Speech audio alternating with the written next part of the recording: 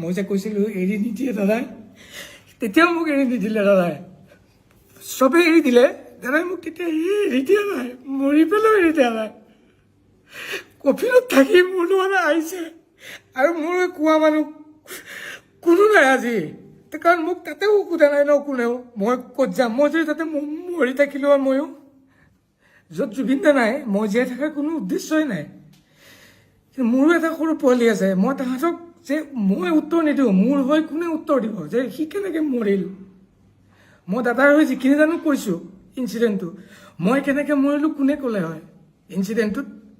মোৰ ঘৰখনক মই তাত যদি মৰি থাকিলোঁ হয়, 3 দিন নোখোৱাকৈ আছোঁ, মোৰ যদি ষ্ট্ৰক হৈ গ'ল হয়, মই 46 এজৰ মানুহ এটা, মোৰ ঘৰখনক কোনে ক'লে হয় সেইখিনি টাইমত আপোনাৰ মানুহজন কেনেকৈ মৰিল।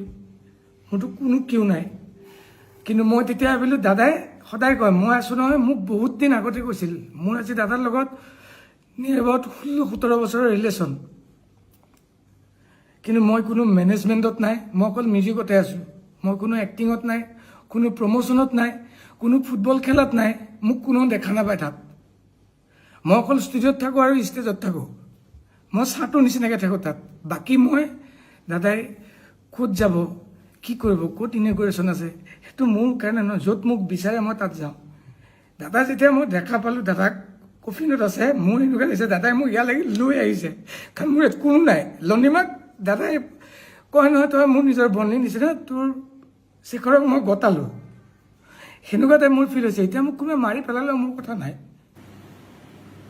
নমস্কাৰ, মই চক্ৰপাণি পৰাশৰ। খুব দুখত আছোঁ, খুব বেদনাত আছোঁ আমি সমগ্ৰ অসমবাসী। আৰু তাৰ মাজতেই মই এজন বিশেষ ব্যক্তিৰ ঘৰলৈ আহিছোঁ, লগ কৰিবলৈ আহিলোঁ তেখেতক। আৰু এটা বিশেষ ফেচবুক পোষ্ট ভাইৰেল হৈ আছে, অনুপম চক্ৰৱৰ্তী সাংবাদিক অনুপম চক্ৰৱৰ্তীৰ পেজৰ পৰা ভাইৰেল হৈছে। আৰু সেই তাত কিছুমান কথা কোৱা হৈছে, যিবিলাক কথা শেখৰ গোস্বামীয়ে কৈছে। আৰু বৰ্তমান সময়ত মই শেখৰ গোস্বামীক লগ কৰিবলৈ আহিছোঁ। মোৰ লগত আছে শেখৰ দা। শেখৰ দা নমস্কাৰ। সকলোৱে গম পাইছোঁ, সকলো কথা চলি আছে। মই কেইটামান কথা ডাইৰেক্ট আপোনাক সুধিবৰ বাবে আহিছোঁ। প্ৰথম কথা, এই যিটো আপোনাৰ পোষ্ট হোৱাটছএপত যিখিনি আপুনি কথা পাতিছিল, এইখিনি কাৰ লগত পাতিছিলে আপুনি? সেইটো আমাৰ আমাৰ ফেন ক্লাবৰ প্ৰেচিডেণ্ট জুবিন দা ফেন ক্লাবৰ, সি মেছেজ কৰিছিল। তাক সি কিবাকিবি সুধিলে, এনেকৈ সুধিলে আপুনি ক'ত? মই বোলো মোৰ ঘৰত। এনেকৈ কওঁতে সেনেকৈ কিবাকিবি কথা ওলাওঁতে কিবাকিবি কথা কৈ আছিল সি। মই এনেকৈ লিখি গৈছোঁ, মই বহুত ডিষ্টাৰ্ব হৈ আছোঁ। ফাৰ্ষ্ট অফ অল মই আহি পেলাই মই না ঘৰত থাকিম না মই তাতে যাম, মই কি কৰিম। যাওঁতে সিদিনাখন একেলগে গৈ এতিয়া মই অকলে ইয়াতে ঘৰত সোমাইছোঁ যদি মই না খাব পাৰিছোঁ না শুব পাৰিছোঁ। দিলোঁ তাক মেছেজখিনি লিখি, সি কিবাকিবি সুধিছিল তাকো মই দিছিলোঁ। এইখিনি তাৰ লগত মোৰ পাৰ্চনেল মেছেজহে আছিল। এই পাৰ্চনেল মেছেজখিনি গৈ এতিয়া ৰাজহুৱা হ'ল, আৰু ৰাজহুৱা হোৱাৰ পিছত আমাৰ মনত প্ৰশ্ন উদয় হৈছে, এই জুবিন গাৰ্গৰ মৃত্যুত ক'ৰবাত ৰহস্য আছে নেকি, এনেধৰণৰ বহুত প্ৰশ্ন উদয় হৈছে। গতিকে সেই প্ৰশ্নখিনিকে মই শেখৰ গোস্বামীক সুধিব বিচাৰিছোঁ। মোৰ পোনপটীয়া প্ৰশ্ন শেখৰ দা, জুবিন দাৰ লগত আপোনালোক কেতিয়া ছিংগাপুৰলৈ গৈছিলে, কোন তাৰিখে? আমি 17 তাৰিখে ৰাতিপুৱা 8:30 বজাত ফ্লাইট আছিল ডাইৰেক্ট ইয়াৰ পৰা ছিংগাপুৰ, জুক এয়াৰলাইন্স। ঘৰৰ পৰা মই 5:30 নে 6 বজাত ওলাই গ'লোঁ, যাই পেলাই তাতে পাইছোঁ। তাৰপিছত দাদা আহিছে, সেইদিনাখনে গৈছিলোঁ। আৰু তাত গৈ অনুষ্ঠান কোনদিনা আছিলে তাত? অনুষ্ঠান 20 তাৰিখে আছিল, 21 তাৰিখে আমাৰ ৰিটাৰ্ণ আছিলে। তাত গৈ পেলাই তাত কি হৈছিলে গোটেই ঘটনাটো ক'ব নেকি? আৰু মই জনামতে সেইদিনা আপোনালোক সাঁতুৰিছিলে, কোনোবাই কৈছে স্কুবা ডাইভিং হৈছিলে, কোনোবাই কৈছে সাঁতুৰিছিলে, কোনোবাই নাও লৈ গৈছিলে। প্ৰথম পৰ্যায়ত গোটেই কথাখিনি খেলি মেলি হৈ আছিলে। প্ৰপাৰ কথাখিনি শেখৰ দা আপোনাৰ মুখেৰে জানিব বিচাৰিছিলোঁ, সেইদিনা গোটেই ঘটনাটো কি হৈছিল, আপোনালোক ক'ত আছিল, কিয় তালৈ গ'ল, কি কাৰণে যাবলগীয়া হ'ল, আৰু কেইবাটাও প্ৰশ্ন মই গোটেইখিনি সুধিম আপোনাক। একচুৱেলি সেইখিনি প্ৰথম আৰম্ভ কৰিছোঁ। আমি গৈ তাতে হোটেল দুপৰীয়া 3টামান বজাত পালোঁগৈ, 3-3:30 বজাত। তাৰে টাইমত 3-3:30, আমাৰ ইয়াৰ টাইমত আগত হ'ব। তো পেন পেচিফিক বুলি আছিল হোটেলখন। আৰু তাৰ মই জনাত মানে আমি সুধোতে কৈছিলে তাৰ সন্মুখতে কনভেনশ্যন হল এটা আছিল, তাতেই প্ৰগ্ৰেমটো আছিল। আৰু প্ৰথম আমি 17 তাৰিখে গৈ পাইছোঁ, 17, 18, 19 আমাৰ প্ৰগ্ৰেম নাছিল, 20 তাৰিখে প্ৰগ্ৰেম আছিল। 21 তাৰিখে আমাৰ ৰিটাৰ্ণ। গৈ পোৱাৰ দিনা আমি ক'তো ওলাই যোৱা নাই, তাতে হোটেলতে থাকিলোঁ ভাত পানী খাই। পিছদিনাখন কোনোবা তাতে আমাৰ ইউনিভাৰ্ছ ষ্টুডিঅ' থাকে ন, কিবা যে এইবিলাক ষ্টান টান থাকে, তাতে আমাৰ লগত যোৱা বাকী দুজন এনেকৈ ফুৰিবলৈ গৈছিল। মই আগতেও জুবিন দা, বৌ, মই, আমি আমাৰ গোটেই টীম আগতেও যোৱা 7-8 বছৰ আগতে এবাৰ গৈ আহিছোঁ ছিংগাপুৰ আছাম এছ'চিয়েশ্যনৰ অনুষ্ঠানত। সেইকাৰণে মোৰ এফালে দায়িত্ব আছিল, মই তাতে বেছিদিন আগত গম পোৱা নাছিলোঁ ছিংগাপুৰ যাম বুলি। ঘপককৈ প্ৰিপেয়াৰ হ'ব লগা হ'ল। তাৰপিছত মই প্ৰথমে গম পোৱা নাছিলোঁ মই অকলে যে যাম। দুদিনমান আগতেহে গম পাইছিলোঁ মই অকলে যাম। তো দাদাই এতিয়া কি গাব আগদিনালৈকে আমি ৰৈ বিনালে চিনেমাৰ কামেই কৰি আছিলোঁ। মই ঘৰত ৰাতি 2-1:30 বজাত আহিছোঁ। দাদাই এতিয়া কৈছোঁ তয়ে যাবি, তয়ে বজাব লাগিব বুলি যে ক'লে, মই নিজে প্ৰিপেয়াৰ হোৱা নাছিলোঁ। মই ইনষ্ট্ৰুমেণ্টটো লৈ যোৱা নাই, মই অকল লেপটপটো লৈ গৈছোঁ। এবিলটন লাইভ বুলি ছফ্টৱেৰ এটা আছে, তাতে দাদাক ট্ৰেক বজাই দিলোঁ। দাদাই মাজত ৰখি দিয়ে, কথা কয়, সেইকাৰণে ট্ৰেকো বজাব নোৱাৰোঁ। আৰু অকলে মই এজন মানুহে কীবৰ্ড বজাম নে ড্ৰাম বজাম নে গিটাৰ বজাম, সেইটোকে প্ৰিপেয়াৰ কৰিবলৈ লেপটপটো তাতে হোটেলতে ৰুমটোত লগাই লৈ মই প্ৰিপেয়াৰ কৰি আছিলোঁ গান। দাদাক সুধিছিলোঁ কি কি গান গাব। দাদাই মোক কৈছিলে তাতে যোৱাৰ দিনা এইটো ভূপেন হাজৰিকাৰ গান এটা দি অনুষ্ঠানটো আৰম্ভ কৰিব বুলি কৈছিলে। কিবা অনুষ্ঠানটো ভূপেন হাজৰিকাৰ নামতটো আছিল উৎসৰ্গিত। তো ভূপেন হাজৰিকাৰ নিয়ৰৰ ফুল গানটো দি আৰম্ভ কৰিব। সেইটো গানৰ কাৰণে মই তাৰে লোকেল অসমীয়া মানুহ এজনৰ পৰা মই কীবৰ্ড এখন বিচাৰিছিলোঁ। তেওঁ আনি মোক হোটেলত দিছিল। হোটেলত মই কীবৰ্ডখন লৈ মই কৰ্ড লাইনখিনি ওলাই আছিলোঁ। আৰু দাদাক পাৰিলে, দাদা খোৱাৰ পৰা উঠিলে এবাৰ ৰুমলৈ আহিলে, দাদাক এবাৰ বহি পেলাই দুয়োটাই চাম, দাদাকো কৈ থৈছিলোঁ। দাদাই কৈছে হ'ব, তাতে আমি 3 দিন থাকিম নহয়, তাতে চাই ল'ম, হৈ যাব, বেছি গান গাব নালাগে, 2-3টা গান গাম। মই সেনেকৈ প্ৰিপেৰেশ্যন কৰি আছিলোঁ। কিন্তু আমাৰ সেইদিনাখন আমি ইভিনিং, মই প্ৰিপেৰেশ্যন কৰি ইভিনিং আমাৰ বাহিৰলৈ ডিনাৰ বুলি নহয়, বাহিৰলৈ আমি এনেই ফুৰিবলৈ ওলাই যোৱা নিচিনা হ'ল। ওচৰতে খোজকাঢ়ি ৱাকেবল। তাৰপিছত যাওঁতে তাতে ছাইডত ৰেষ্টুৰেণ্ট আছিল, তাতে ষ্টেজত গানো গাই থাকে, তাতে আমি বহিলোঁ। তাতে লেডি এগৰাকীয়ে গান গাই আছিলে, লেডিগৰাকী যিটো ভিডিঅ' ভাইৰেল হৈ আছে, তাতে গান গাই আছিলে। আমি তাতে বহিলোঁ। দাদাই খুব ভাল পালে। দাদাই যে নিজে তাত টেষ্ট অফ হেভেন্স গানটো গাইছিলে তাতে। দাদাই মোক নিজে কৈছিলে তই ভিডিঅ'টো কৰ। মই ভিডিঅ'টো দাদাই কোৱাৰ আগতে কৰিছিলোঁ। মানে দাদাই গান গাব গৈছে যিহেতু ভিডিঅ'টো মই কৰোঁ, চিন এটা থাকক। দাদাই কৈছে ভিডিঅ'টো যদি কৰিলি আৰু 2টামান ক্লিপ লৈ পেলাই অসমত কাৰোবাক দি দে আৰু চবকে বজাব দে, আৰু তলত লিখি দিব দিবি 31 অক্টোবৰ ৰৈ বিনালে ৰিলিজ হ'ব, সেইটো যাতে দিয়ে। মই তাৰপিছত দাদাই সেই মানুহজনীয়ে গান গোৱাৰ পিছত মানুহজনী নামিও আহিল, দাদাৰ লগত বহিছে। গোটেই এক্টিভিটিছখিনি মই এনেকৈ ভিডিঅ' লৈ প্ৰথম কাৰোবাক দিলোঁ। অতনু ভূঞাকো দিলোঁ,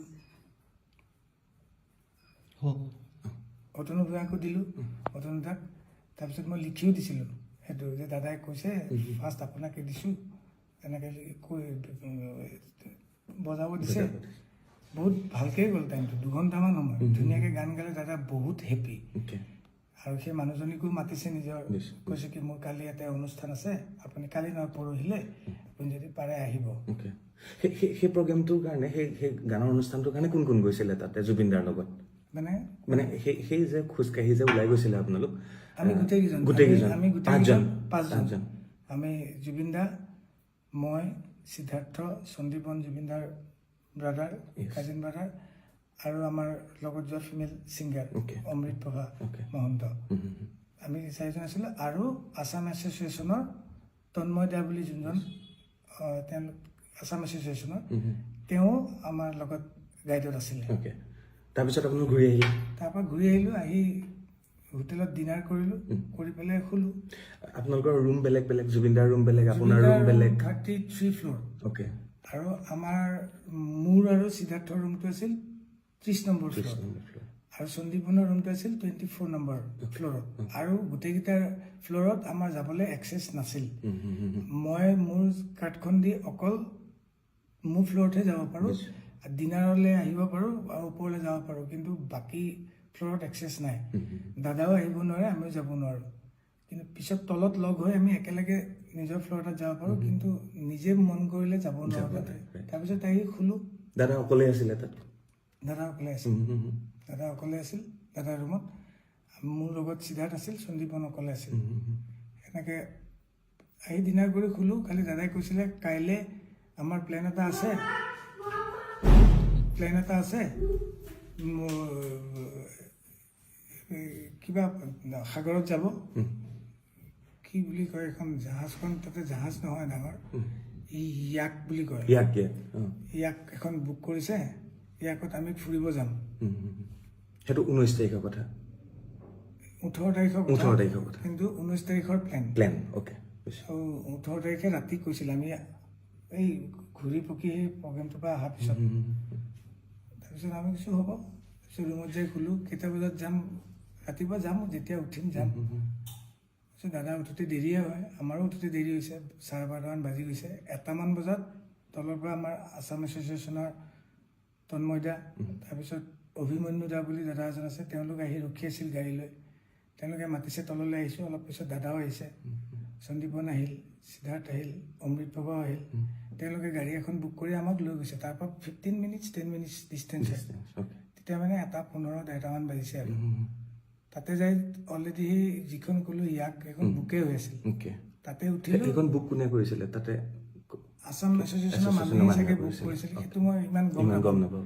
সেইটো আমাৰ জুবিন দাই জানে, জুবিন দাই তেওঁলোকৰ লগত কৰ্ডিনেটৰ আছিল। তাতে গ'লোঁ, তাতে উঠাই আমাক লৈ গ'ল। আমি আধা ঘণ্টা 40 মিনিটমান সময় গ'লোঁ পানীত। যাই পেলাই এটা জেগা থাকে, তাতে চবেই যাই পেলাই ইয়াকখন ৰাখি তাতে নামি পেলাই, তাতে কিছুমান পানীত এক্টিভিটি আছে, সাঁতুৰিব, কোনোবাই কিবা বোট চলাব, এইবিলাক চলাব পাৰে। দাদাই কৈ যাই আছিল, তোক চুইমিং শিকাইছোঁ, তাতে নামিব পাৰিবি নাই? মই কৈছোঁ সাগৰততো ভয় লাগে। কৈছে সাগৰত ভালহে, সাগৰত তোক নুডুবাই, লুণীয়া পানী তোক উঠাই দিব, আৰু ঢৌ চৌ নাই। তাৰপিছত তাতে আমি যাই পোৱাৰ পিছত আমাৰ কষ্টিউমো নাছিল তেনেকুৱা।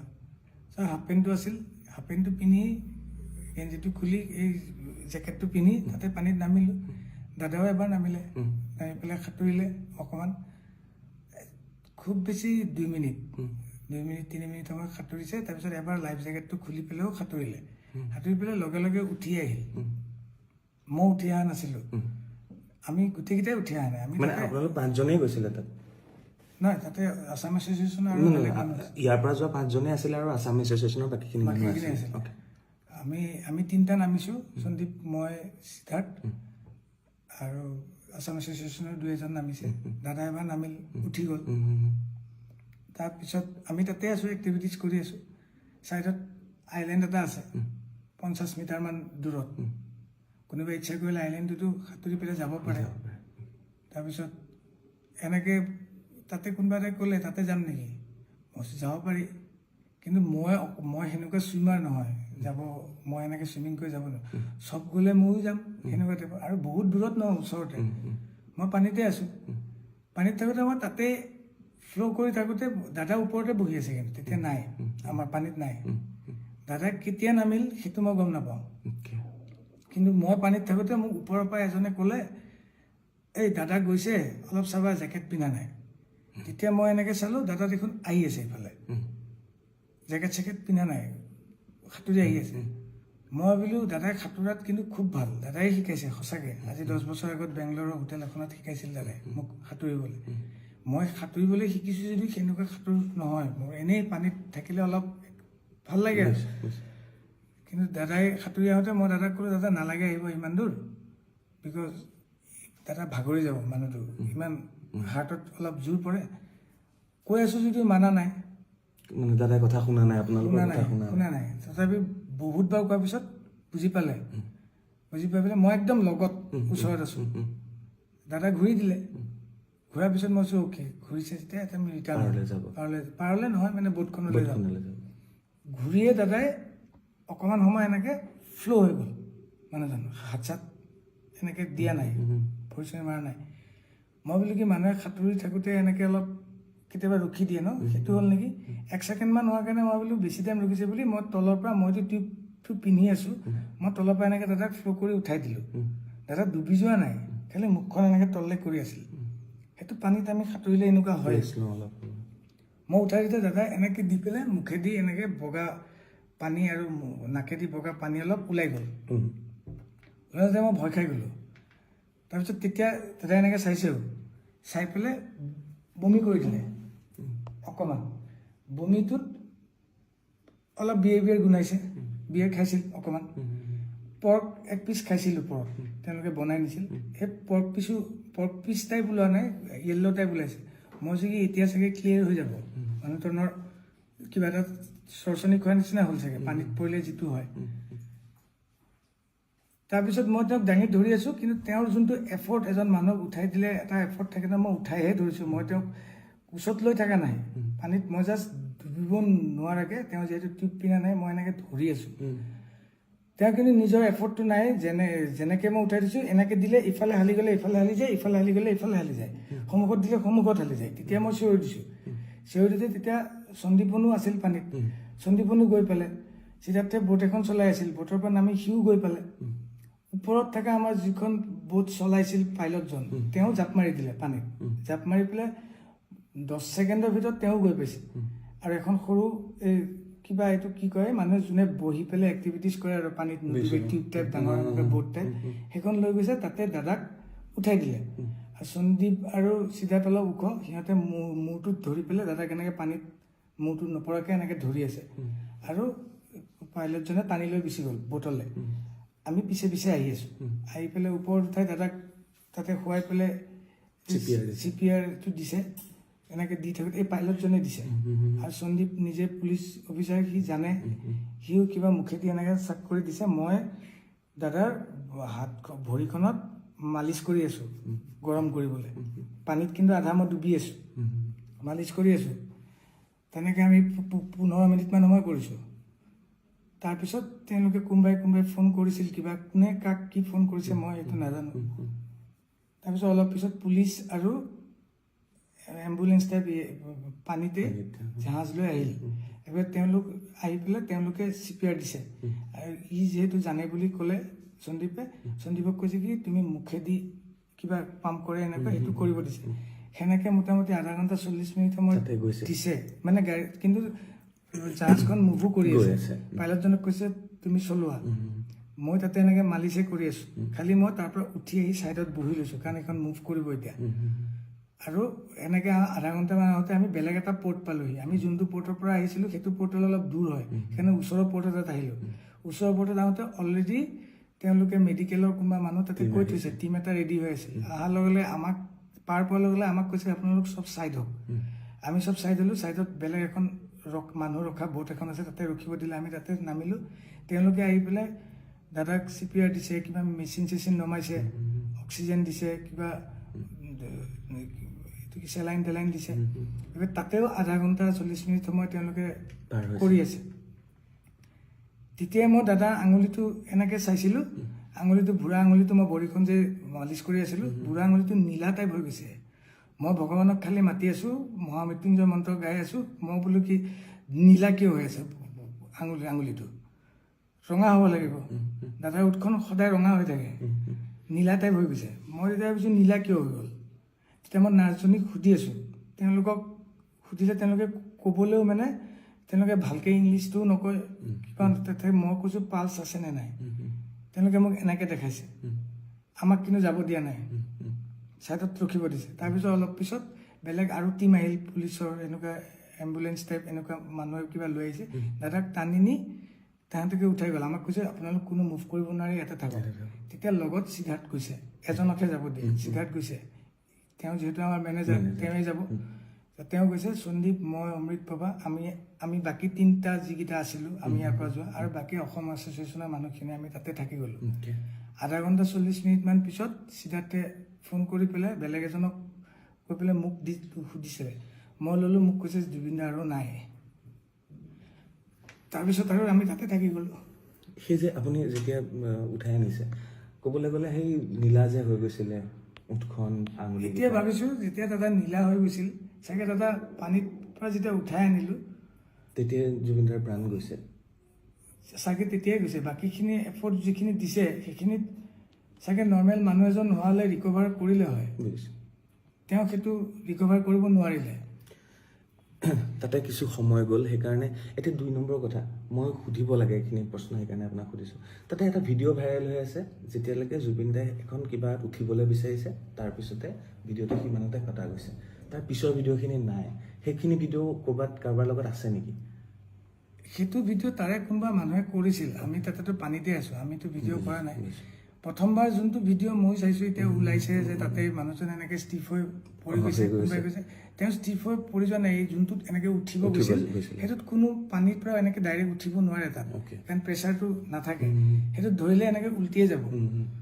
দাদা উল্টি গৈ পেলাই এনেকুৱাকৈ শুই যোৱাৰ নিচিনা হ'ল। শুই যাওঁতে মই কিন্তু পানীত নাই, যদিও পানীত আছোঁ, মই এখন অৰেঞ্জ কালাৰ তাতে মই বহি আছিলোঁ। মই মানে দাদা যেতিয়া পানীত অকলে এক্টিভিটিজ কৰি আছে তেতিয়া মই বহি চাই আছোঁ, বোলো মানুহজনে ক'ৰবাত মিষ্টেক হ'বও পাৰে, কাৰণ সন্দীপ আৰু সিদ্ধাৰ্থ তেতিয়া পানীতে আছে, দাদাৰ লগতে আছে। তথাপি মই অবজাৰ্ভ কৰি আছোঁ, কিবা ক'বও পাৰে কিবা। মই দাদাকে চাওঁচোন দাদাই কি কৰে। দাদাই যিহেতু মোক চুইমিং শিকাইছে, দাদাই তেতিয়া কি কৈ আছিলে? দাদাই তেতিয়া এনেকৈ শুই পেলাই কৈ আছে, ইয়াতে নুডুবতো, খুব ভাল লাগে, শুই থাকিব পাৰি একদম এনেকৈ। সেইকাৰণে মানুহে ইয়াত ভাবিছে সেইখিনি টাইমত দাদাৰ কিবা হ'ল বুলি, আচলতে মানে তাৰপিছত দাদা আকৌ মুভ হৈছে, সেইখন সময়তে ভিডিঅ'টো কটা গৈছে। দাদা মুভ হৈ চুইমিং কৰিছে, চুইমিং কৰি জেকেটটো খুলিছে, খুলি পেলাই 10 ছেকেণ্ডমান আকৌ সাঁতুৰি, তেতিয়া সন্দীপন দাদাহঁতে একেলগে ফটো উঠিছে তাতে পানীতে। ফটো উঠি দাদা আহি ওপৰত উঠিল, বহিল। দাদা ওপৰত উঠি তেতিয়া বহি আছে, সেইটোৰো ভিডিঅ' তেওঁলোকৰ হাতত আছে। দাদা যে ওপৰত আহিল, বহিল, তেওঁলোকৰ তাত নিশ্চয় থাকিব গোটেইখিনি যদি কৰিছে। তাৰপিছত আমি কিন্তু পানীতে আছোঁ, মই পানীত আছোঁ, সন্দীপনো ওপৰত আহিছে দাদাৰ লগত। তাৰ পিছৰবাৰ যেতিয়া দাদাই গ'ল তেতিয়া সন্দীপনো গৈছে, আৰু আছাম এছ'চিয়েশ্যনৰ মানুহ এজনো লগত গৈছে। কিন্তু দাদাই তেতিয়া জেকেট পিন্ধি যোৱা নাছিল, তেতিয়া কিন্তু মই অলপ দূৰত আছোঁ পানীত, ইফালে চাই থকা নাছিলোঁ। এজনে কৈ দিলে, মই তোমাক যে ক'লো, এজনে কৈ দিলে যে দাদা জেকেটটো নিপিন্ধাকৈ গৈছে। তেতিয়া মই চাইছোঁ দাদা জেকেট নিপিন্ধাকৈ আহিছে, তেতিয়া মই দাদাক ৰিটাৰ্ণ কৰিবলৈ ট্ৰাই কৰি আছোঁ। ৰিটাৰ্ণ কৰিছোঁ, তাৰপিছতে দাদা ফ্লট হ'ল, তাৰপিছত ঠাইত আনিলোৱে। ইয়াৰ পিছত আৰু এটা প্ৰশ্ন আহে, দাদাৰ চিজাৰ আছে, সেই বেমাৰটো আছে, আৰু দাদাক চাগে ডক্টৰেও বহুতবাৰ কৈছে যে পানী জুই এইবিলাকৰ পৰা আঁতৰি থাকিবৰ কাৰণে। আপোনালোক দাদাৰ লগত থকা মানুহ, সিদ্ধাৰ্থ হওক, আপুনি হওক, কিয় এবাৰো মানা নকৰিলে আপোনালোকে? এই প্ৰশ্নটো বাৰে বাৰে ছ'চিয়েল মিডিয়াত সুধি আছে, বাৰে বাৰে আপোনালোকক প্ৰশ্ন কৰি আছে, কি কাৰণে এবাৰো নক'লে যে, আৰু এই গোটেই প্লেনিংটো কি কাৰণেনো যাবলগীয়া হ'ল তাত? ইয়াত আপুনি এবাৰো মানা কৰা নাছিলে? মানা কৰা মানে মই সেইটো মোৰ যিটো কামৰ কাৰণে গৈছোঁ, আৰু মই এজন মিউজিচিয়ান, জুবিন দাৰ ৰেকৰ্ডিষ্ট, যোনে জানে মোক গম পায়। বাকী প্ৰগ্ৰেমতো মোক যোনে দেখে, মই অকল গানটো দাদাক ৰেডি কৰি দিওঁ, মই ষ্টেজত বজাওঁ, ষ্টুডিঅ'ত ৰেকৰ্ডিং কৰোঁ গানখিনি। বাকী আমাৰ এটা মেনেজমেণ্ট টীম আছে, মেনেজমেণ্ট টীমে আমাক যদি কয় আজি অমুকত যাব লাগিব, ইমান বজাত প্ৰগ্ৰেম আছে, আপোনাক অমুক হোটেল দিয়া হৈছে, আমি আজি অমুকত ডিনাৰ কৰিম, আমি অমুকত লাঞ্চ কৰিম, আমি অমুকত যাম ফুৰিব, তেওঁলোকৰ যোনটো প্ৰচিডিঅ'ৰ থাকে সেইটো প্ৰচিডিঅ'ৰতে আমি মুভ কৰিব লাগে। আৰু ময়ো তাত অকলে এজন মিউজিচিয়ান, আৰু কোনো নাই। তেওঁলোকৰ প্লেনত মোক যোনটো কৈছে, পাৰ্চনেল যোনটো প্লেন আছিল দাদা নোযোৱাকৈ ইউনিভাৰ্চেল ষ্টুডিঅ'ত, তাতে মই যোৱাই নাই। এইটোত দাদাও আছে, তাতে মই যাব লাগিব, মোক যিহেতু কৈছে তই ক'ত ব'ল, তাতে মই গৈছোঁ। পানীত নামিব নালাগিছিল, ক'ৰবাত যাব নালাগিছিল, সেইটো বস্তু মোতকৈ বেছি মোৰ কাৰণেও নতুন জেগা এখন। মই গৈছোঁ দাদাহঁতৰ সাহসতে গৈছোঁ, মোৰো কোনো নাই। আৰু দাদা তাতে সেনেকুৱা জেগাত আগত গৈছে, সেনেকুৱা সাগৰত পানীত নামিছে, মই নামিও পোৱা নাই সাগৰৰ পানীত, মই তেনেকৈ নামিও পোৱা নাই। তো মোৰ কাৰণে একেবাৰে নতুন। দাদাই কৈছে নাম, সাঁতুৰিবি, ইয়াতে পাৰিবি, ইয়াতে উঠাই দিব। এবাৰ চাবলৈ চবৰে মন যায়, তাতে যিহেতু এক্টিভিটিজ সেইটো, মই সেইটো বুলিহে নামিছোঁ। তাতে মই দাদাক মানা কৰা ধৃষ্টতাটো মোৰ নাই, মই কৰিব নোৱাৰোঁ। সেইটো এটা দাদাক যোনে সদায় সেই বস্তুখিনি চাই, মই অকল গানৰ মিউজিকৰ বস্তুখিনি চাওঁ, যোনে জানে মোৰ তাতকৈ ওপৰত ষ্টুডিঅ'ত দাদা গান গোৱা আৰু ষ্টেজত দাদা গান গাওঁতে গানটো কি গাব মই দেখাই নিদিওঁ দাদাক কোনটো গান গাব। দাদাই যদি কয় এইটো গান গাম, মই তাৰ লিৰিক্সটোহে ওলাই দিওঁ, পিছফালে বজাওঁ, আৰু মোৰ একো এক্টিভিটিজ নাই। এই জুবিন দাৰ লগত যে 2জন চৰকাৰী চিকিউৰিটি আছে, তেওঁলোক যোৱা নাছিলে? হয়, নাই যোৱা, তেওঁলোক যোৱা নাই। এইটো মেনেজমেণ্টেও লৈ নাযায়, ক'তো লৈ নাযায় মানে অসমৰ বাহিৰত গ'লে ক'তো লৈ নাযায় নেকি? অসমৰ বাহিৰত গ'লে তেনেকুৱা তেওঁলোক অকল অসমতে নেকি, অসমতে নেকি? Okay. বাহিৰত সেনেকে যাব না? কেতিয়াবা যায়, আমি কলিকতা প্ৰগ্ৰেম কৰিব গ'লে বহুত দিন বৰাদা গৈছে, এনেকে আগত বহুতে থাকোঁতে গৈছিল। কিন্তু এইটোত কিয় নগ'ল, কি হ'ল, সেইটোত মানে মই সঁচাকে একেবাৰে নাজানো। সেইটো মানে মোৰ মূৰৰ বাহিৰৰ কথা।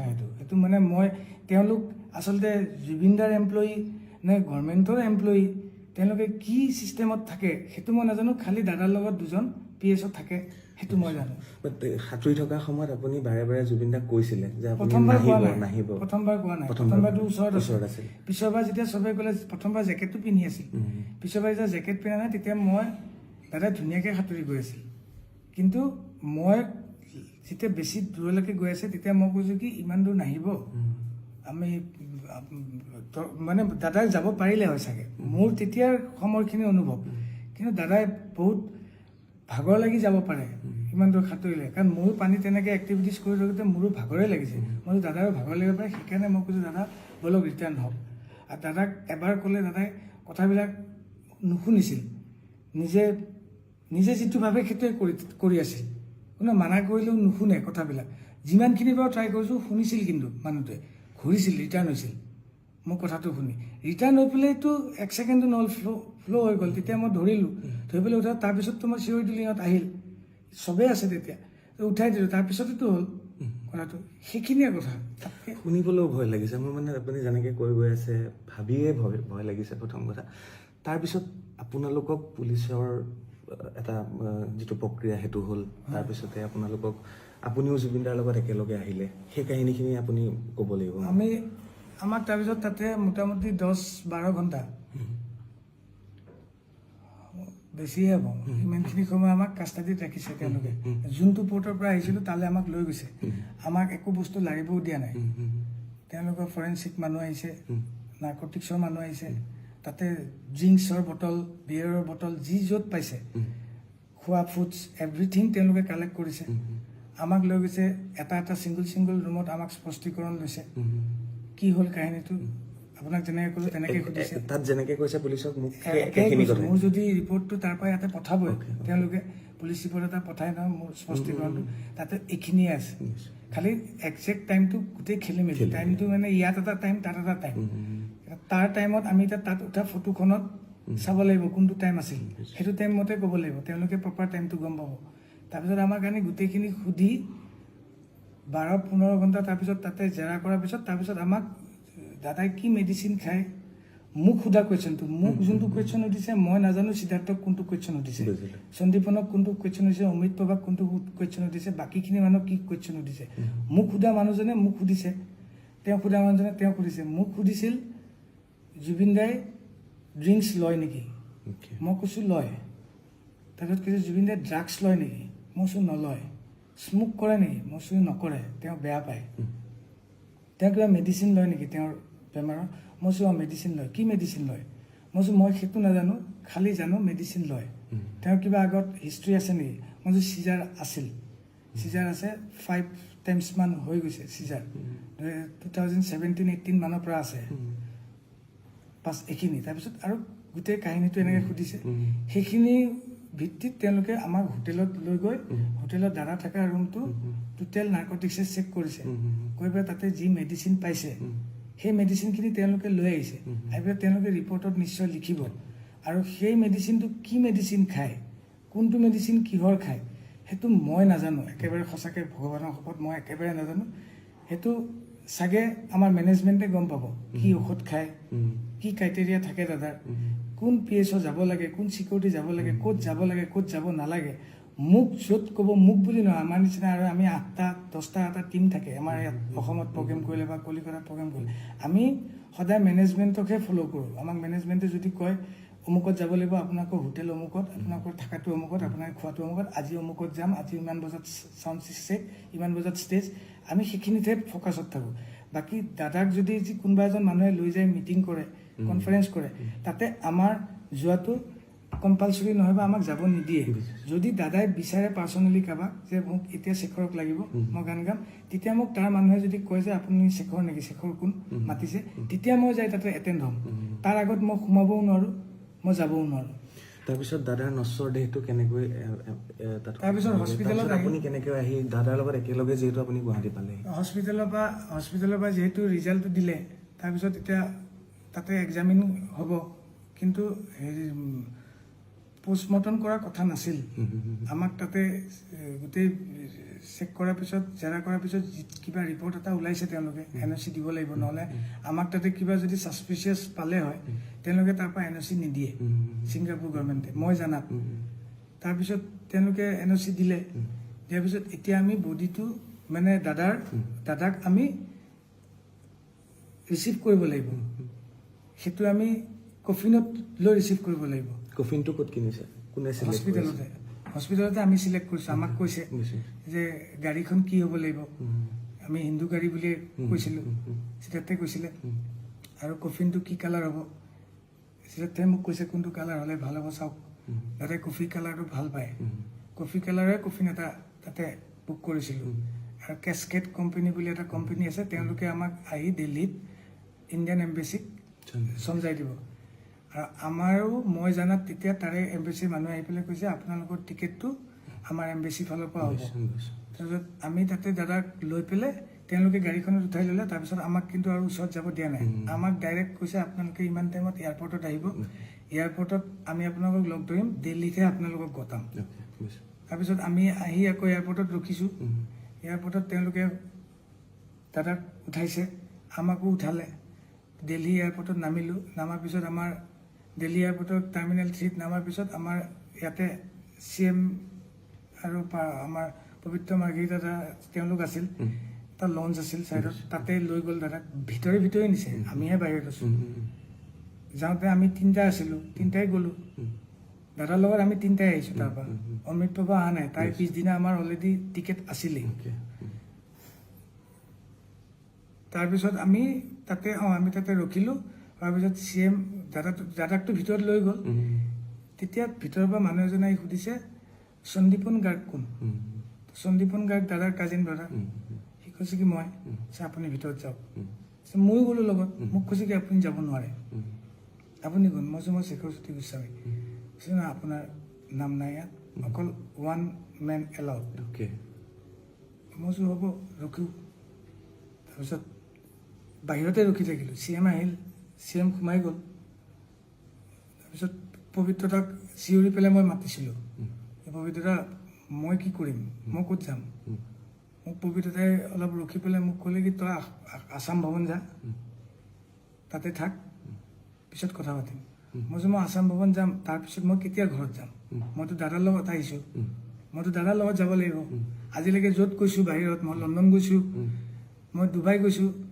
য'ত গৈছোঁ গুৱাহাটীত ক'ৰবাত দাদাৰ লগত যাম দাদাৰ লগতে আহিম আমাৰ ৰুলটো সেনেকুৱা খালি অসমত প্ৰগ্ৰেম কৰিলে দাদাৰ গাড়ীখন বেলেগকৈ থাকে মই বাহিৰৰ দেশত না মোৰ তাৰ কাৰেঞ্চি আছে হাতত মোৰ অকল পাছপৰ্টখন আছে না মোৰ টিকেট আছে মোৰ একো নাই মই গুৱাহাটীলৈ অহাৰ মোৰ কোনো টিকেট নাই একো নাই চ' মই এতিয়া কাক সুধিম দাদাও নাই দাদা কফিনৰ ভিতৰত আছে মই কাক সুধিম তেতিয়া মই সিদ্ধাৰ্থক সুধিলোঁ সিদ্ধাৰ্থ মই ক'ত যাম তেওঁ মোক ক'লে আপুনি গুৱাহাটী যাব নোৱাৰে আপুনি দিল্লীত থাকিব লাগিব নহ'লে শ্বিলং যাব লাগিব কলিকতাৰ পৰা আমি শ্বিলং যাম মই যে এইটো কিয় হ'ব মই কিয় শ্বিলং যাম মই কিয় দিল্লীত থাকিম মই ঘৰত যাম আজি দাদা নাই দাদা থাকিলে মোক চাগে কিবা এটা ক'লে হয় চবকে ই যাব লাগিব মোক কোৱা মানুহ কোনো নাই এজন মোক চাইড কৰি নি একেবাৰে ৰাস্তাটোৰ বাহিৰ পোৱালে কেনেকৈ প্ৰট'কল আছে CM আহিছে মই অকল চুটকেছটো লৈ 3 দিন একো খোৱা নাই মই তাতে ৰখি পানী বটল এটা এজন চিকিউৰিটি আনি দিলে পানী বটলটো লৈ মই ৰখি আছোঁ মই কি কৰিম মোৰ ভাবি পোৱা নাই মোবাইলত 2% চাৰ্জ আছে আৰু মোৰ হাতত কাৰেঞ্চি নাই মই বোলো মই দিল্লীত নাথাকোঁ আৰু মই শ্বিলং নাযাওঁ মোৰ যি হয় মোৰ যিয়ে হ'ব মই গুৱাহাটীত যাম মোৰ এটা সৰু 4 বছৰীয়া পোৱালি আছে মোৰ এজনী ঘৈণী আছে মোৰ মা আছে বিধৱা মা আৰু মোক বচাব পৰা মানুহ ইয়াত কোনো নাই মোক যে কোনোবাই পিক আপ কৰিব মোক গুৱাহাটীৰ পৰা কোনো এটা কল কৰা নাই কোনো এটা মেছেজ কৰা নাই কোনো একো কোঅৰ্ডিনেশ্যন কৰা নাই সিদ্ধাৰ্থে কথা পাতি আছে গুৱাহাটীত কাৰোবাৰ লগত কথা পাতি আছে কিন্তু মোৰ লগত কোনো পাতা নাই মই পাৰফেক্ট সঁচা ৰিজাল্টটো মই পোৱা নাই আচলতে মই কিয় যাব নালাগে গুৱাহাটী মই কেতিয়া যাম মোক ইফালে ঘৰৰ পৰা মিছেছে মোক মেছেজ কৰি আছে তুমি ক'ত কেতিয়া আহিবা কি হ'ল মই কি ক'ম তাৰপিছত মোৰ মানস দাই মোক ফোন কৰিলে মানস ভাগৱতী ইণ্ডিপেণ্ডেণ্ট ফোন কৰি মানস দাক মই কানি ক'লোঁ তেতিয়া মই ইয়াতে আছোঁ মই একো চিনি নাপাওঁ মই এতিয়া টাৰ্মিনেলতো ভিতৰতো নাই বাহিৰত আছোঁ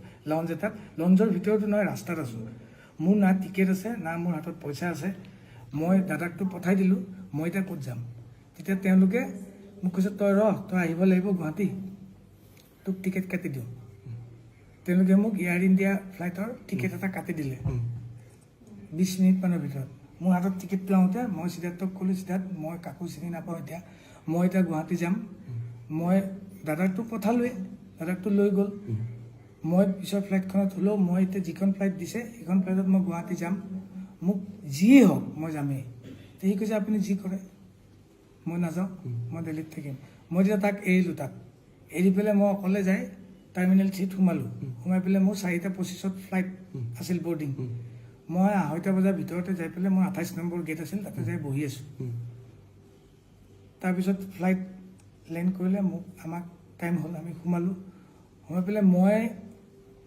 না কিবা এটা কথা ক'ব পৰা অৱস্থাত আছোঁ বৰ্তমানো মই নাই না কিবা এটা খাব পৰা অৱস্থাত আছোঁ পানী বটল এটা এজন অসমীয়া মানুহে আহি দিলে মোক তাতে পানী বটলটো খাই মই ফ্লাইটখনত উঠিলোঁ নেটৱৰ্কো নাই ফোনটো কাম নাই কৰা 2.5 ঘণ্টা 3 ঘণ্টা পিছত গুৱাহাটীত লেণ্ড কৰিলোঁ লেণ্ড কৰাৰ লগে লগে মই তলত দেখিছোঁ এসোপা মানুহ নীলা কাপোৰ পিন্ধা গ্ৰাউণ্ড ষ্টাফ ভৰ্তি 300-400 মই কৈছোঁ দাদাটো অলৰেডি আহি গ'ল 1:30 বজাতে দাদাক আমি ৰিকভাৰী কৰিছোঁ মানে চমজি লৈছে পবিত্ৰ দাহঁতে এতিয়ালৈকে মানুহবিলাক ৰখি আছে কিয় ৰখি আছে তাৰপিছত মই মোৰ 6 চেন্সত যিটো আহিছে মই ভাবিলোঁ কি চাগে মোক ভাবি আছে চাগে কোনোবাই মই ইয়াতে আহিছোঁ কোনোবাই চাগে গম পাইছে ময়ো এটা মানুহে বেলেগকৈ থিমটো লৈ আছে ন মোকে এটেক কৰিব চাগে এতিয়া সেইকাৰণে ৰখি আছে মই ঠিক আছে মৃত্যু যদি মোৰ ইয়াতে লিখা আছে হ'ব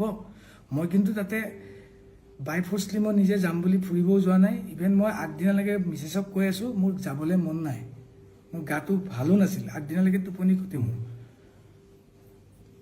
যি আছে পুলিচ চাকোঁতেও সন্মুখত দেখিলোঁ পবিত্ৰদা আৰু সন্দীপন ফাৰ্ষ্ট ছিটত মই অবাক তেতিয়া মই ইহঁতে ইয়াত কেনেকৈ আহিল সেইখনতো মই নিজে টিকেট কাটি অহা ফ্লাইট তেওঁলোকতো তাতেই গ'ল লঞ্চত মইতো সোমোৱাও দেখা নাই মইতো গেটতে আছোঁ 28 নম্বৰ গেটত তাহাঁতে ভিতৰ দি সোমাইছে পিছত মই সন্দীপনে মোক কৈছে কি আপুনি ইয়াতে নেকি মই কৈছোঁ মই ইয়াতেতো টিকেট কাটি আহিছোঁ আপুনি পিছত আহিব এতিয়া নাহিব বুলি কৰি তেওঁলোক নামিল তেতিয়া মই ভাবিছোঁ চাগে দাদা ইয়াতে আছে পিছত চালোঁ ছাইডত দাদাৰ কফিন লৈ যাই আছে ৰঙা কাৰ্পেট পাৰি তেতিয়া মোৰ এটা মানে নিশ্বাসৰ এটা চকু পানী ওলাইছে যে দাদাই মোক লাষ্টটোতো এৰি নিদিলে মই যে কৈছিলোঁ এৰি নিদিয়ে দাদাই তেতিয়াও মোক এৰি নিদিলে দাদাই চবেই এৰি দিলে দাদাই মোক তেতিয়া এৰি দিয়া নাই মৰি পেলাও এৰি দিয়া নাই কফিনত থাকি মোৰ মানে আহিছে আৰু মোৰ কোৱা মানুহ কোনো নাই আজি কাৰণ মোক তাতেও সোধা নাই ন কোনেও মই ক'ত যাম মই যদি তাতে মৰি থাকিলোঁ আৰু ময়ো য'ত জুবিন দা নাই মই জীয়াই থকাৰ কোনো উদ্দেশ্যই নাই মোৰো এটা সৰু পোৱালি আছে মই তাহাঁতক যে মই উত্তৰ নিদিওঁ মোৰ হৈ কোনে উত্তৰ দিব যে সি কেনেকৈ মৰিল মই দাদাৰ হৈ যিখিনি জানো কৈছোঁ ইঞ্চিডেণ্টটো মই কেনেকৈ মৰিলোঁ কোনে ক'লে হয় ইঞ্চিডেণ্টটোত মোৰ ঘৰখনত মই তাত যদি মৰি থাকিলোঁ হয় 3 দিন নোখোৱাকৈ আছোঁ মোৰ যদি ষ্ট্ৰক হৈ গ'ল হয় মই 46 এজৰ মানুহ এটা মোৰ ঘৰখনক কোনে ক'লে হয় সেইখিনি টাইমত আপোনাৰ মানুহজন কেনেকৈ মৰিল মোৰতো কোনো কিয় নাই কিন্তু মই তেতিয়া ভাবিলোঁ দাদাই সদায় কয় মই আছোঁ নহয় মোক বহুত দিন আগতে কৈছিল মোৰ আজি দাদাৰ লগত নিয়েৰ এবাউট 16-17 বছৰৰ ৰিলেশ্যন কিন্তু মই কোনো মেনেজমেণ্টত নাই মই অকল মিউজিকতে আছোঁ মই কোনো এক্টিঙত নাই কোনো প্ৰমোশ্যনত নাই কোনো ফুটবল খেলত নাই মোক কোনো দেখা নাপায় তাত মই অকল ষ্টুডিঅ'ত থাকোঁ আৰু ষ্টেজত থাকোঁ মই চাহটোৰ নিচিনাকৈ থাকোঁ তাত বাকী মই দাদাই ক'ত যাব কি কৰিব ক'ত ইনগ্ৰেশ্যন আছে সেইটো মোৰ কাৰণে নহয় য'ত মোক বিচাৰে মই তাত যাওঁ দাদা যেতিয়া মই দেখা পালোঁ দাদাক কফিনত আছে মোৰ এনেকুৱা লাগিছে দাদাই মোক ইয়ালৈকে লৈ আহিছে কাৰণ মোৰ ইয়াত কোনো নাই লণ্ডিমাক দাদাই কয় নহয় তই মোৰ নিজৰ বৰ্ণিৰ নিচিনা তোৰ শেখৰক মই গতালোঁ সেনেকুৱা টাইপ মোৰ ফিল হৈছে এতিয়া মোক কোনোবাই মাৰি পেলালেও মোৰ কথা নাই তাৰপিছত মোক যেতিয়া সন্দীপনহঁতে ক'লে যে আপুনি নামি নাযাব, মই তাতে ফ্লাইটতে ৰখিলোঁ। কিন্তু ফ্লাইটৰ এটা ছিষ্টেম থাকে, এয়াৰ হোষ্টেছে কৈ আছে ইউ আৰ লাষ্ট পেচেঞ্জাৰ, আপুনি বাহিৰত যাব লাগিব। মই গ'লে মোক কোনোবাই মাৰি দিব নেকি? মই কৈছোঁ মাৰিলেওতো উপায় নাই, মই যাব লাগিব। মই গ'লোঁ, তেতিয়া মোৰ ভাইটি দুজনমান তাতে আছিল। সিহঁতে মোক কৈছে কি তই বাহিৰত ওলাই নাহিবি, ভিতৰতে কোনোবা এটা জেগাত বহ, মাস্ক এখন পিন্ধি ল। মোৰ হাতত মাস্কো নাই, আৰু মই এনেকৈ আহিছোঁ। এতিয়া মই এটা ভিক্টিম, মই কিবা এটা ডাঙৰ অপৰাধ কৰি আহিছোঁ। যাওঁতেতো মোক লৈ গ'ল, আহোঁতে দাদাই লৈ আহিছে তলত থাকি নিজে শুই শুই। কিন্তু মই এতিয়া মানুহৰ ওচৰত মই এটা চুৰ টাইপ, মই ওলাব লাগিব, মাস্ক পিন্ধি ওলাব লাগিব। মোৰ মাস্কো নাই হাতত। আহি পেলাই এয়াৰপৰ্টৰ ভিতৰত এখন ফাৰ্মাচী থাকে, তাতে গ'লোঁ মাস্ক এখন কিনিবলৈ। যিহেতু ভাইটিহঁতে কৈছে, মইতো বাহিৰৰ চিটুৱেশ্যনটো নাজানো কি হৈ আছে, সিহঁতে গম পায়। মই কৈছোঁ মই পিন্ধি লোৱাটো ভাল। কিনিব গৈছোঁ, দোকান নাই, ফাৰ্মাচিষ্ট নাই, এখন দোকানত এটা মানুহ নাই, এটা পুলিচ নাই, এটা চিকিউৰিটি নাই, চব দাদাৰ ওচৰত। গোটেই এয়াৰপৰ্ট খালী। মই বাহিৰতো ওলাব নোৱাৰোঁ। মই ভিতৰতে ফাৰ্মাচীখনৰ ভিতৰতে চুটকেছটো লৈ অকলে ৰখি আছোঁ। বহুত দেৰি মূৰত ফাৰ্মাচিষ্ট এজন আহিল, মোক কৈছে কি লাগে? মই কৈছোঁ মোক মাস্ক এখন দিয়ক। মই মাস্ক এখন পিন্ধি তাতে মই 2 ঘণ্টা সময় বহিলোঁ ভিতৰতে। তাৰপিছত মোৰ দাদাক যেতিয়া লৈ পেলাই চব প্ৰচেছনটো গুচি আহিল, তেতিয়া মোক ভাইটিহঁতে লৈ আহি মোক ঘৰত থৈছে। তেতিয়াবা মই এনেকৈ আছোঁ। এতিয়া মই তাতে যাবও পৰা নাই। এতিয়া যাবনে তালৈ? মই কেতিয়াবা যাব বিচাৰি আছোঁ। মই দাদাক ইয়াত কেনেকৈ থাকে? মই ৰাতি 2টা বজাত মাতি দিয়ে। কোনোবাই যদি জানে, নাজানা মানুহকতো মই বুজাব নোৱাৰোঁ। মোৰ ঘৰৰ মানুহে ক'লেও এতিয়া ভুল কথা কোৱা হ'ব। মই চিম্পিতি ল'বলৈ একো কথা কোৱা নাই। মোক যেতিয়া মাতি দিয়ে, মোৰ পোৱালিৰ অসুখ থাকে, জ্বৰ থাকে, মই তেতিয়াও গুচি যাওঁ। দাদাই বৰষুণ দিলে, ধুমুহা আহিলেও মই গুচি যাওঁ। দাদা এই কষ্ট আহিলে মোক গানটো বজাই দিয়ে এবাৰ, মই শুনো। আজি মোক সেনেকুৱা কোৱা মানুহ কোনো নাই। তোৰ লগত মই সদায় আছোঁ, মোক সদায় এটা সাহস দিয়ে। বহুতে বহুত কথা ক'ব, নুশুনিবি, মই তোৰ লগত আছোঁ। আজি তেওঁৱে নাই, মোৰ লগত কোন আছে? মোৰ সৰু 4 বছৰীয়া পোৱালিটো আৰু মোৰ মিছেছ, তেওঁলোকে একোৱেই নাজানে এইটো কথা। মোক জানে, জুবিনদাৰ লগত তেওঁ গৈছে, জুবিনদাৰ লগত আহিব। আজি যদি মই ইমান জাৰ্ণি কৰিছোঁ, ৰাস্তাত যদি কোনোবা দিনা মোৰ এক্সিডেণ্ট হৈ মোৰ মাজত এক্সিডেণ্টটো হৈছিল। আমি পাঠশালা প্ৰগ্ৰেম যাওঁতে গাড়ীখন মৰিবলৈ ওলাইছিলোঁ। তেতিয়াওতো মোৰ ঘৰৰ মানুহে ইয়াতেই আছে ন। সেনেকেই প্ৰগ্ৰেমো কৰিছোঁ, কিন্তু মোৰ যোনটো ডিউটি মই সেইটো কৰিছোঁ। মোৰ দেউতা ঢুকাইছে, 3 দিনৰ দিনা দাদাৰ প্ৰগ্ৰেম আছিল, তাতো লৈ গৈছে, মই তাতো গৈছোঁ। আৰু মোৰ একো নাই কৰিবলৈ। এতিয়াতো মোৰ একোৱেই নাই। এতিয়া মই তাতো বোলে যাব নোৱাৰোঁ। মোৰ চিটনিং আছে, মোক কোনোবাই মাৰিব, মই বোলে ভিক্টিম। মোক চবে কৈছে তই নাযাবি, নোলাবি। মই ঘৰৰ পৰা দৰ্জাখন খুলি বাহিৰত যাব নোৱাৰোঁ। তেতিয়া পিকুৱে মোক যেতিয়া মেছেজ দিছিল, তেতিয়া মই তাক মোক ক'ব লগাখিনি মই তাক ভাই বুলি মই তাক মেছেজত ৰিপ্লাই দি আছিলোঁ। মই নাজানো এইটো ভুল হ'ল, শুদ্ধ হ'ল, মই একো নাজানো। মই তাক ক'ম, মই চোৰৰ নিচিনা ৰুমৰ ভিতৰত সোমাই থাকিব মই নোৱাৰোঁ। দাদাৰ চব হৈ যাব অন্ত্যেষ্টিক্ৰিয়া, মই তাৰপিছত মানুহৰ ওচৰত যাম। মই কি বুলি লৈ যাম? মই কাৰ ওচৰত যাম?